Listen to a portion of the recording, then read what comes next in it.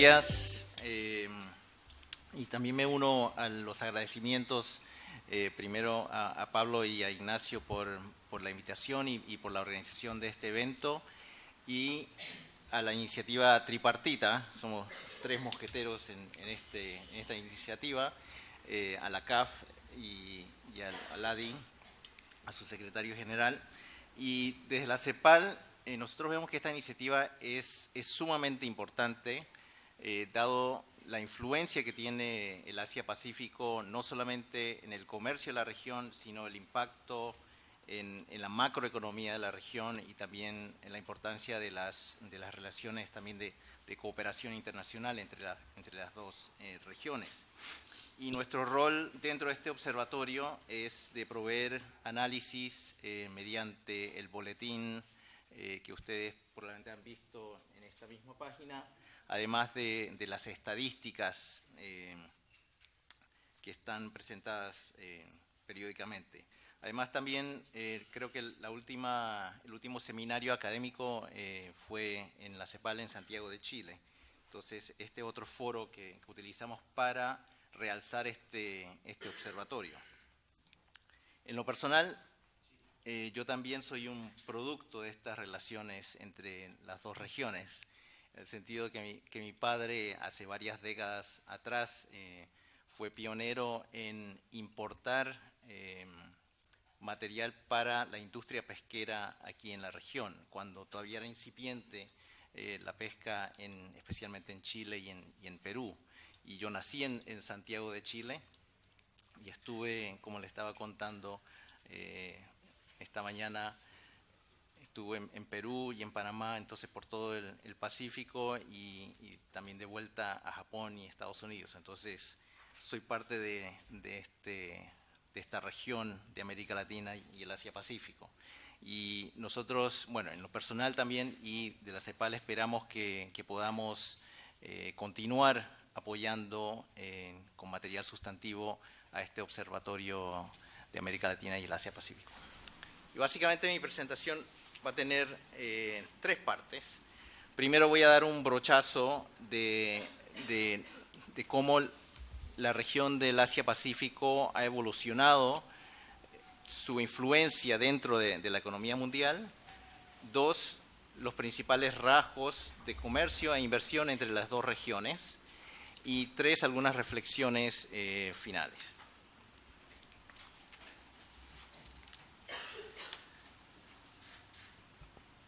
En términos generales hemos visto que ha habido una explosión en términos, si lo medimos en términos del PIB mundial.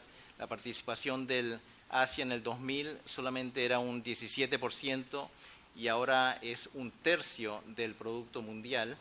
Y lo importante aquí es que, bueno, claro que es mayormente por China, que ha aumentado su participación en un 10%, pero a la misma vez los países desarrollados han perdido participación en el producto mundial, bajando su participación desde el 57% a un 43% en el 2014.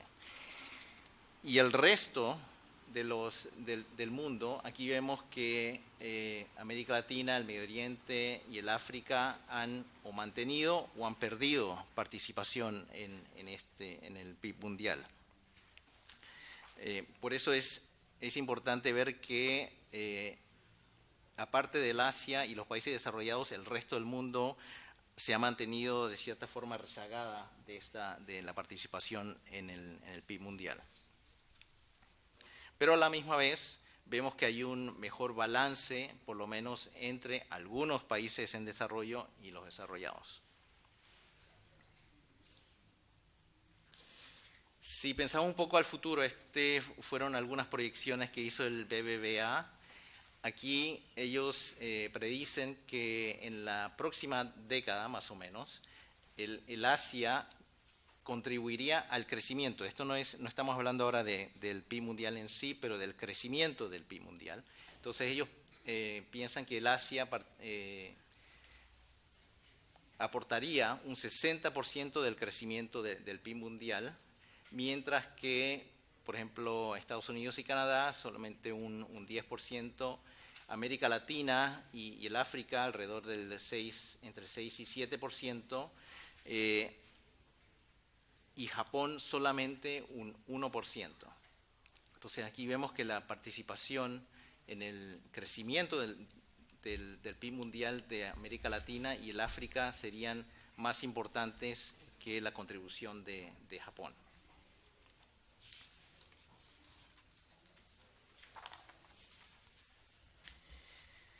Dentro del comercio mundial vemos que el comercio del Asia ha explotado en las últimas décadas y ya forma más de un tercio de las exportaciones mundiales y alrededor de un tercio también de las importaciones, mientras que América Latina ha seguido rezagada desde los 80, solamente participando en un 5 al 6% de las exportaciones mundiales.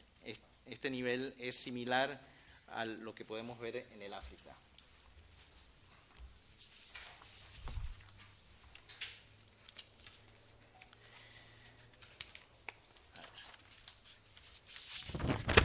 Lo mismo podemos ver en términos de la inversión extranjera directa, cuando en el Asia más de un tercio de las inversiones extranjeras directas fluyen a esta región y a la misma vez también alrededor de un tercio salen al resto del mundo desde el Asia, mientras que nuevamente la región solamente recibe un 13% de las entradas de inversión extranjera directa y solamente un 1.7% sale de la región. Y si ven desde el 2013 y 2014 ha bajado, esto es principalmente por el magro desempeño de la región y porque la mayoría de estas inversiones están dentro de la región. Entonces la situación regional impacta directamente a las inversiones de la región.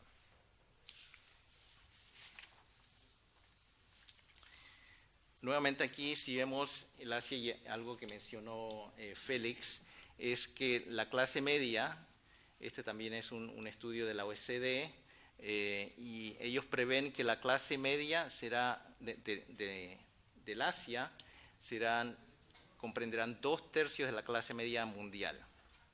Hay unos cálculos también que dicen que la clase media en China en este momento es la segunda más grande en el mundo después de los Estados Unidos.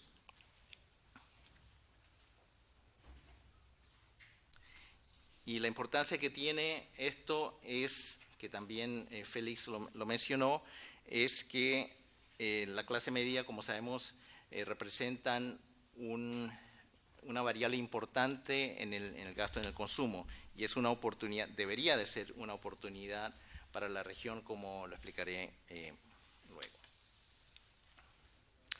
Y aquí vemos que el Asia en el 2000, esto sería una proyección también, en el 2020 ya estaría por sobre el 50% de la clase media mundial y sería 2/3 en el 2030.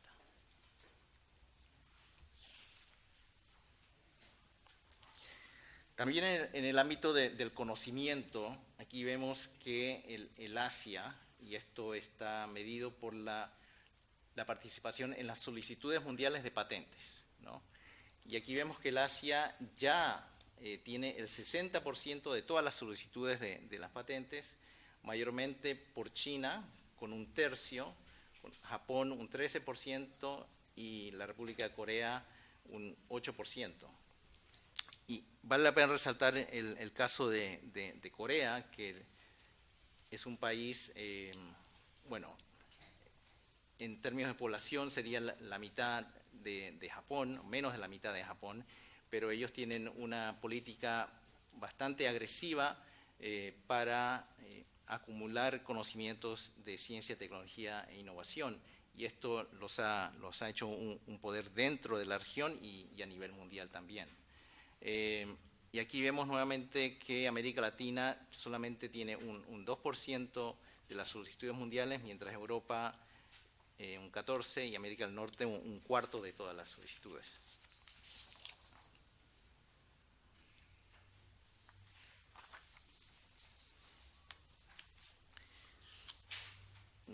Ahora vamos a ver la situación entre las dos regiones, pero primero ver lo que ha pasado en los últimos 15 años, las exportaciones de América Latina y el Caribe, y esta información la lanzamos en nuestro informe anual, que es el Panorama de Inserción de América Latina, el PANINSAL, como lo llamamos nosotros, y lo que vemos es que desde el 2012 las exportaciones de la región o quedaron estancadas, como en el 2012, o disminuyeron gradualmente desde el 2013 hasta el 2015. Inclusive para el 2016, que ya tenemos algunas proyecciones preliminares, creemos que por lo menos las exportaciones caerán en un 5 a un 10%, y esto será más cercano a un 10% en el 2016. Con todo esto, en el mismo informe, hemos analizado hacia décadas atrás y vemos que este es el peor desempeño en 80 años, inclusive peor que la gran recesión en el 1929, pero en el sentido de que aunque las caídas fueron mayores en esos años de las exportaciones de América Latina, pero nunca hubo un periodo de 3 a 4 años de crecimiento continuo, ¿no? Entonces, lo que hace esta situación más grave aún. Y claro, como aquí vemos, es mayormente la caída en los últimos 3-4 años es por los precios de los commodities, mientras que el volumen ha estado bastante débil en los últimos 4 años, ¿no? Entonces, la región ha sufrido especialmente por los precios de los commodities.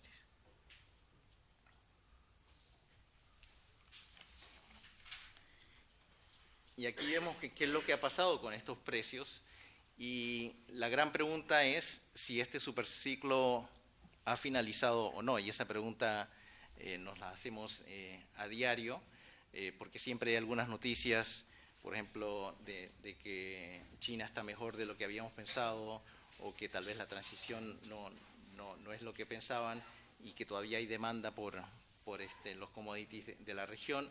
Pero lo que vemos claramente aquí es que este boom, podríamos decir que empezó alrededor del 2003, tal vez se aceleró después del 2005 gracias a los minerales y metales, y solamente tuvo un pequeño receso durante la crisis financiera del 2008-2009 y repuntó nuevamente, y es lo que la mayoría de la gente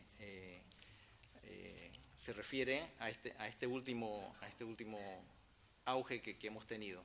Pero en los últimos 2 años lo que hemos visto con los datos más recientes es que va a haber una baja, bueno, ha habido una baja en el 2015 y seguirá en el 2016, mayormente por una menor demanda de China y este cambio en la política de China para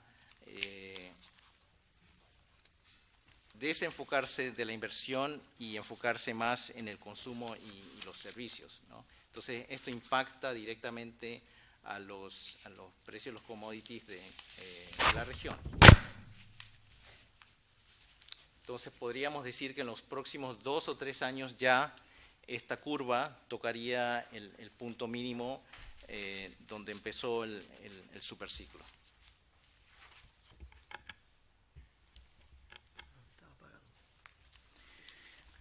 Pero si vemos atrás, desde el 2000, vemos que desde el 2014, y esto coincide con el comienzo de los tratados, el boom que Ignacio mencionó, de los tratados de libre comercio entre los países de América Latina y el Asia, especialmente, bueno, en el 2004 creo que fue Chile y Corea que empezaron, también hubo un tratado entre Panamá y Taiwán, y bueno, no pareciera coincidencia, pero desde entonces ha habido un boom del comercio entre las dos regiones.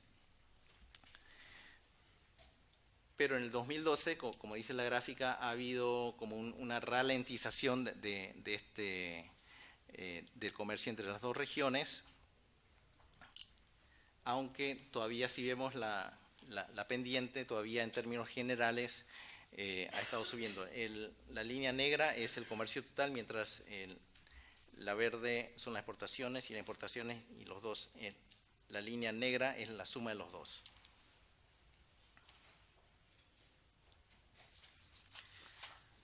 Si vemos dentro de todos los socios de América Latina, vemos que el Asia-Pacífico ya es el segundo socio más importante en su conjunto de la región y pasó a la región misma de América Latina, es decir, que pasó al comercio intrarregional de América Latina, ¿no? Como mayor socio comercial calculamos nosotros alrededor del 2012. Y esto también en términos de las importaciones, esto ya había ocurrido en el 2005, cuando ya el Asia-Pacífico había sobrepasado a la misma región. Aquí lo que vemos es que la participación de los Estados Unidos, en negro, la línea de arriba, había estado descendiendo mientras la participación del Asia aumentaba, pero en los últimos 2 años ha estado recuperándose. Y que esta es una buena señal, especialmente para el norte de la región. En términos de importaciones vemos la misma tendencia. Pero lo más preocupante, tal vez, si vemos en el lado derecho, las importaciones a la misma región también han estado bajando, las exportaciones han estado prácticamente planas. Entonces no ha habido un dinamismo dentro del comercio intrarregional, y esto es bastante preocupante porque, como veremos luego, el comercio intrarregional es basado más en manufacturas que en los commodities, y por ende esto lo dinamiza más en términos de las cadenas productivas. Si entramos a los socios solamente del Asia, aquí vemos claramente que China ha liderado este auge y ya forma más del 50% del comercio con América Latina de esta región, mientras que Japón, que antes era más de 1/3 de este comercio, ha bajado su participación a casi una 10ª parte, ¿no? Y mientras que, bueno, Corea ha estado más o menos en los mismos niveles, e India ha estado creciendo, pero muy lentamente, ¿no? Pero creo que esto podría ser una oportunidad en el futuro, en el mediano plazo.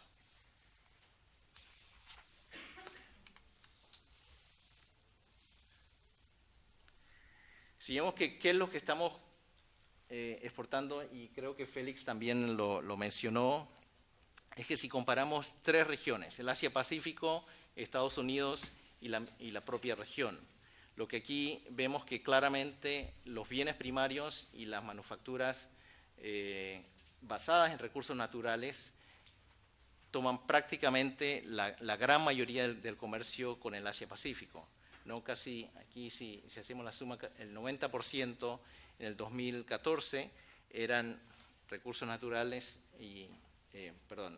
manufacturas basadas en recursos naturales y los bienes primarios.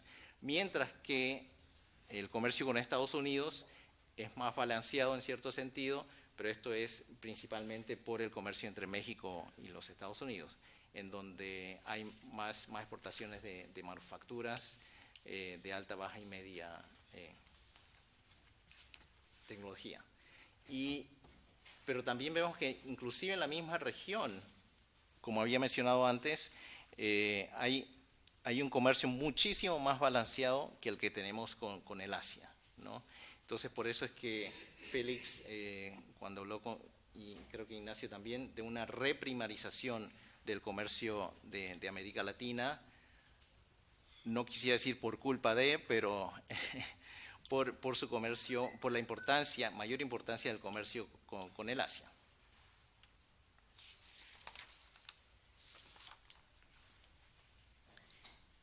Esto también fue mencionado, pero aquí lo tengo ahora en números, que el comercio ha sido muchísimo más concentrado también, no solamente en el tipo de productos, sino en el número de productos. Entonces, si vemos aquí en rojo, son los números de productos exportados a países del Asia. Aquí están China, Japón y Corea, que son alrededor de una décima parte del número de productos que exportamos a América Latina y los Estados Unidos, ¿no?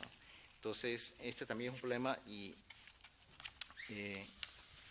de menor diversificación, o como dijo Ignacio, concentración de las exportaciones en un número reducido de productos. Y si vemos qué productos son estos, bueno, aquí hicimos el cálculo, y si tomamos las 10 principales exportaciones al Asia, estas pesan ya un 65% de todas, ¿no? Y estos son todos netamente productos primarios, ¿no?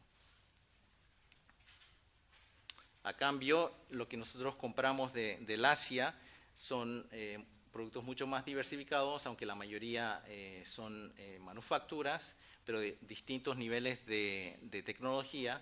Y vemos que, por ejemplo, los 10 productos principales que importamos del Asia pesan un 25%, que sería muchísimo más balanceado de lo que vimos en las exportaciones del Asia. Y si hacemos el balance, aquí vemos, bueno, como dicen en inglés, el bottom line es que América Latina está muy deficitaria, alrededor de 100.000 millones de dólares con el Asia, pero dentro de esto, si solamente vemos el comercio entre el Asia y América Latina de los productos primarios, vemos que somos superavitarios, ¿no? En la primera línea, ¿no? Y todas las regiones, inclusive México y Centroamérica, pero en mucho menor nivel. Y en manufacturas, solamente América del Sur, bueno, estas son, manufacturas basadas en recursos naturales. De nuevo, solamente América del Sur tiene un superávit, pero en términos del comercio de manufacturas de baja, media y alta tecnología, todas las regiones y la región en su totalidad también es deficitaria con los países del Asia.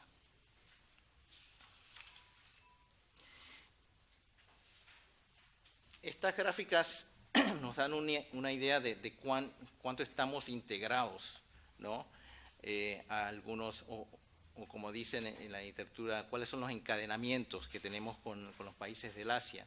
Y lo que vemos aquí es que lo que llamamos los encadenamientos hacia adelante, es que China absorbe en este momento un tercio del valor agregado originado, por ejemplo, en Chile, e incorporado en las exportaciones de otros países, ¿no? Entonces, tal vez el gráfico a la izquierda es un poco más fácil de entender, porque estos son los insumos o los encadenamientos hacia atrás, en donde China fue el origen de solo un 0.6 en el 2000 y 6.2 en el 2011, del valor agregado originado en el resto del mundo e incorporado en las exportaciones de Chile, ¿no? Entonces, pero esto lo que quiere decir en realidad es que Chile exporta las materias primas para que China produzca sus productos, mientras que importa manufacturas, pero a mucho menor valor, que la participación es mucho menor.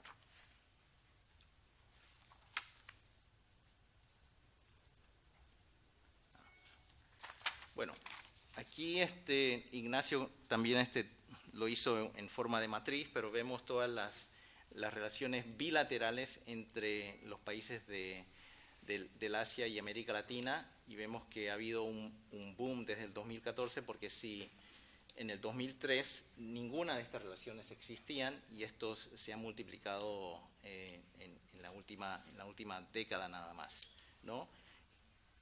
Y para complementar, el TPP se unió a lo que llaman el spaghetti ball de todas las relaciones, no solamente entre las dos regiones, pero dentro de la región en sí.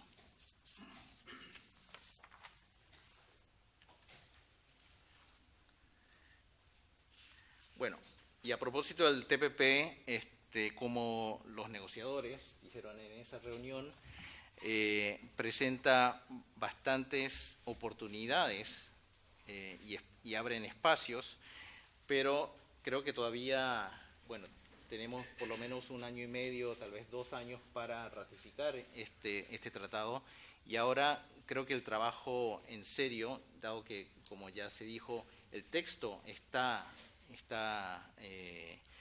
accesible, entonces para que en realidad veamos si hay oportunidades dentro del TPP. Y creo que esa es la pregunta que inclusive los empresarios que estuvieron en esa reunión todavía tienen una tarea que hacer, aunque ellos formaron parte de las negociaciones y estaban de acuerdo con esto. Pero, por ejemplo, esto lo tomé de esta reunión que Félix mencionó, y esta es la posición de Chile. Estos son los negociadores, y nosotros les preguntamos, pero ¿qué oportunidades ven ustedes? Y desafíos también, pero se concentraron más en las oportunidades, y lo que vemos aquí, y también fue mencionado por Félix, es que hay oportunidades en la acumulación de reglas de origen, ¿no? Por ejemplo, Chile, que está en el medio ahí en la fábrica, pueden ahora importar todas las piñas desde México y aluminio desde Australia, procesarlas en el Atacama y después venderlas como un producto chileno enlatados a todo el resto del TPP, ¿no? Entonces, y esto se reproduce en varios productos. Entonces, lo que vemos aquí es que los encadenamientos también hacia atrás y hacia adelante se aumentarían, ¿no? Pero el próximo caso es el caso de Perú. Ellos también eran muy optimistas, los negociadores, y por ejemplo, un ejemplo que dieron ellos fueron que ellos podrían, por ejemplo, proveer frenos para autos para que se ensamblen en México y se exporten a los Estados Unidos. Entonces, ellos están muy interesados, y una de las razones principales que dijeron los negociadores de entrar al TPP era precisamente para entrar a esta fábrica, lo que llamamos la fábrica del norte.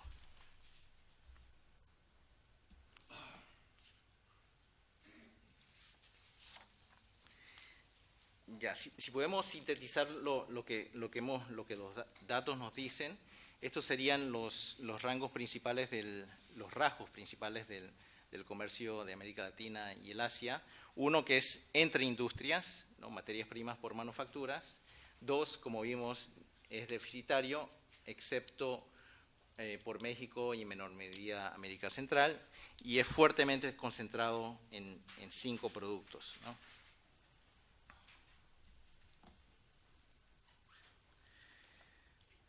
En términos de inversión, nosotros vemos que hay complementariedades, en el sentido de que América Latina tiene recursos naturales, un mercado atractivo especialmente por su cercanía a Estados Unidos, y requiere de financiamiento de inversión, especialmente en infraestructura, mientras que los países del Asia buscan estos tres nichos, que son los recursos naturales, los mercados y oportunidades de inversión, y como también mencionó Félix, están muy interesados en infraestructura, especialmente China, que hemos visto, por ejemplo, el proyecto de Nicaragua, del canal de Nicaragua, y también el tren bioceánico entre Brasil y Perú, ¿no? Y justo la semana pasada, esta semana estuvo el viceministro el vicecanciller de Nicaragua, que me confirmaba que el gobierno todavía está fuertemente apoyando este proyecto, que él dijo que el sector privado es que lo está haciendo, pero me aseguró que que para el gobierno de Nicaragua esto sería realidad. Pero lo que vemos es que hay una cierta simetría entre los flujos de comercio y de inversión con el Asia, especialmente con China, porque mientras, como vimos, el comercio con China es alrededor de 275.000 millones, pero las inversiones solamente son de alrededor de 10.000 millones anualmente, ¿no? Entonces Japón todavía sigue siendo, creo que los cálculos dicen que son por lo menos 10 veces mayor que las inversiones en China, en promedio.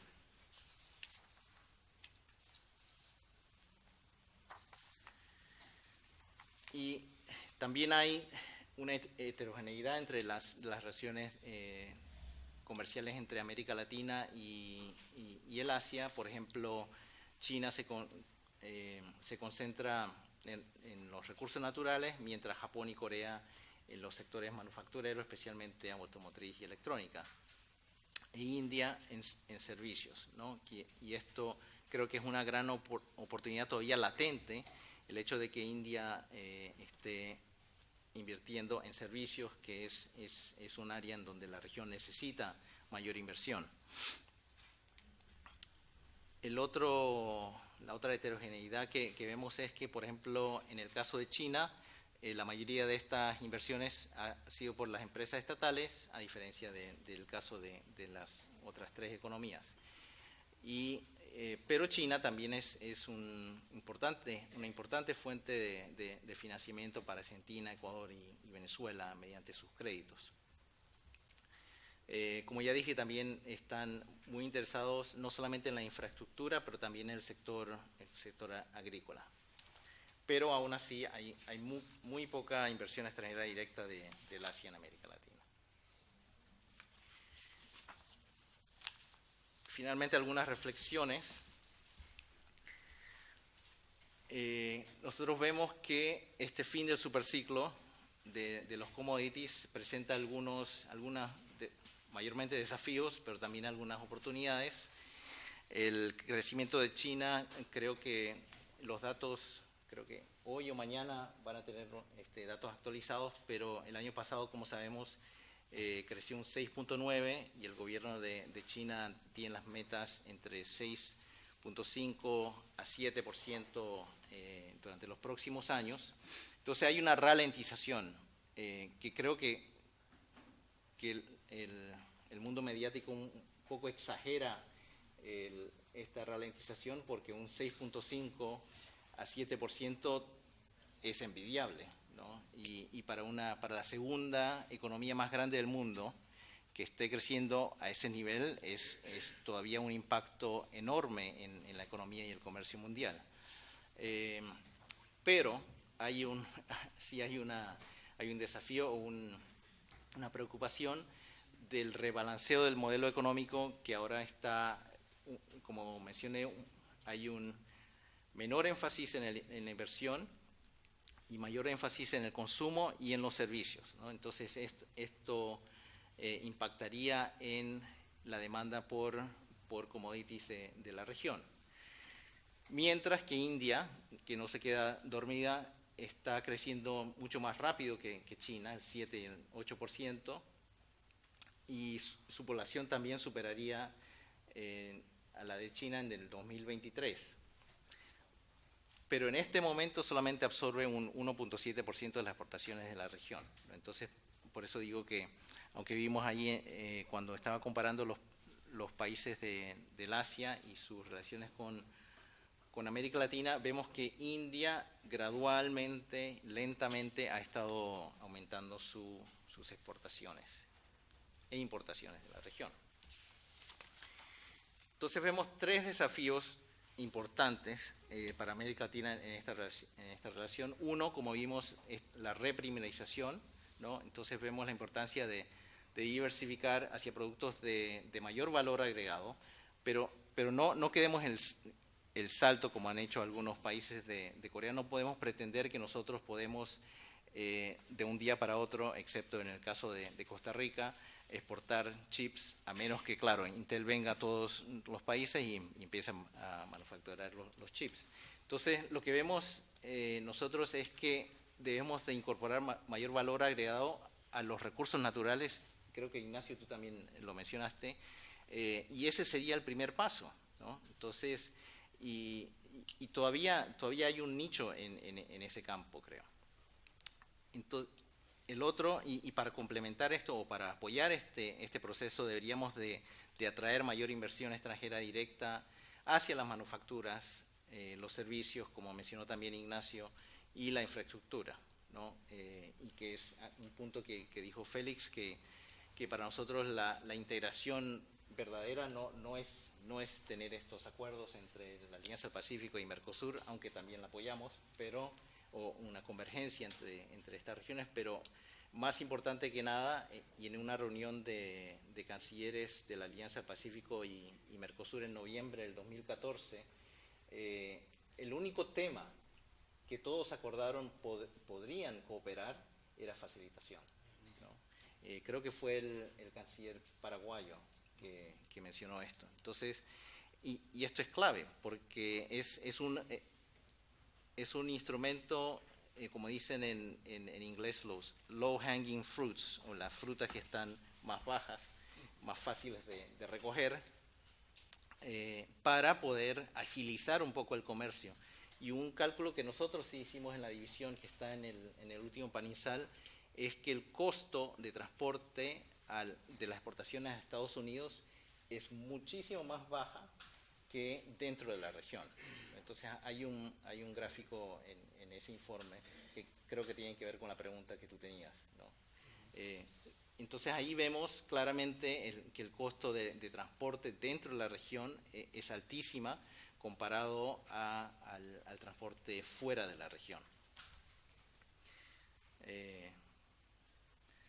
Bueno, y el tercero, que es un poco más, un desafío un poco más grande, es aumentar la inversión extranjera directa fuera de la región, porque la gran mayoría es en servicios dentro de la región, para poder entender un poco más la demanda de los países del Asia-Pacífico, porque como Ignacio mencionó, aunque tengamos acuerdos, eso no nos garantiza que tener un acceso real, como tú lo dijiste, y me gustó que lo describieras de esa forma, porque por ejemplo, no solamente son las barreras no arancelarias, ni las reglas fitosanitarias, ni nada, pero va más allá de si el mismo consumidor asiático compraría los productos, aunque tuviéramos un tratado de libre comercio, no garantiza que el consumidor chino o japonés o de Vietnam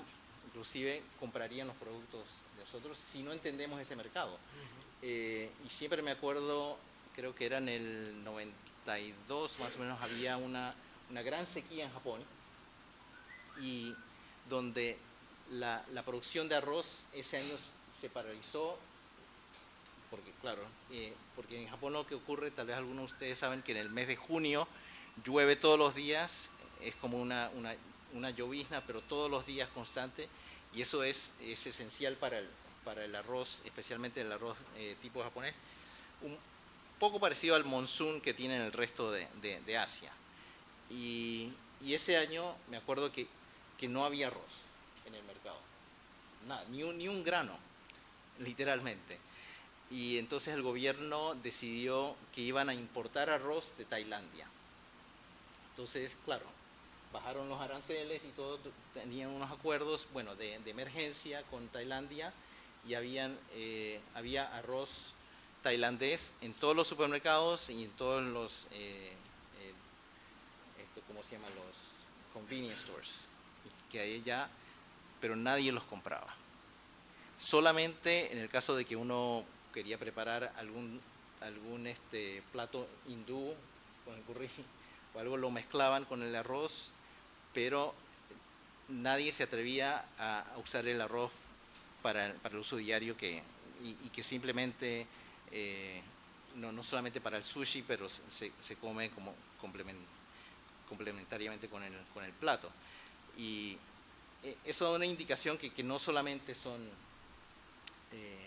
los tratados los que cuentan, los que mueven el mercado y el comercio entre las regiones. Por eso nosotros seguimos insistiendo, como dijo Félix, en la integración regional, primero que nada, uno, porque creemos que si se integran los países mediante mayor facilitación del comercio y otras medidas, seríamos más atractivos para otros socios comerciales de afuera. Por ejemplo, en el caso de China y Corea, ellos quieren ver a la región como un todo, y por eso es que tienen estas reuniones con la CELAC, por ejemplo, para ver qué se puede hacer a nivel regional, ¿no? Y por eso pensamos que, claro, incluyendo la facilitación del comercio, deberían de haber iniciativas para poder converger todos los mecanismos de integración que tenemos en la región y aclarar un poco lo que llamamos este spaghetti ball de distintos tratados dentro de la región. Ya mencioné la infraestructura y la armonización de estándares.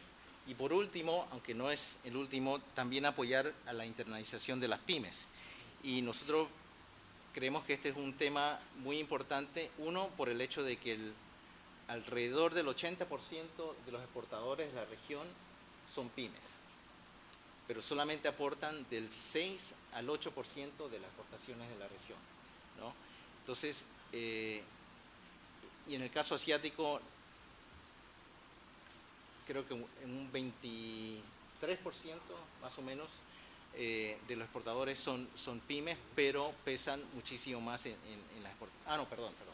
Ellos también constituyen la mayor parte de los exportadores del Asia, las pymes asiáticas, pero aportan como un 23-25% de las exportaciones del Asia. Entonces son muchísimo más eficientes.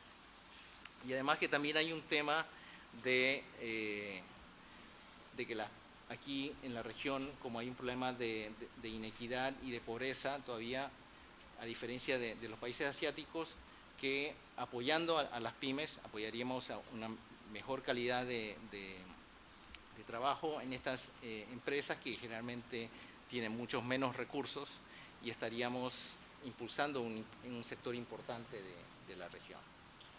Muchas gracias.